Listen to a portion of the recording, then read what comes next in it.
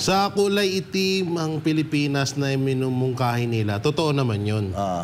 Pero pagdating kay Amy Marcos, kanselado sa akin yan. Kahit pa si Vice President Sara Duterte ang nag-endorso dyan, hindi ko pa rin iboboto yan. Kasi nga, sabi nga nila, tignan natin ang magagawa at kung may nagawa na. At hindi porket kilala o sikat, hindi porket in-endorso ng isang tao na kilala din, iboboto na natin agad.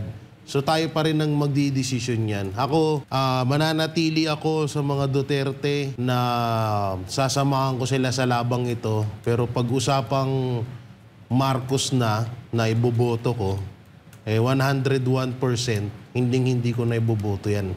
Pero yun nga, ulitin ko po, hindi ko po iboboto si Amy Marcos.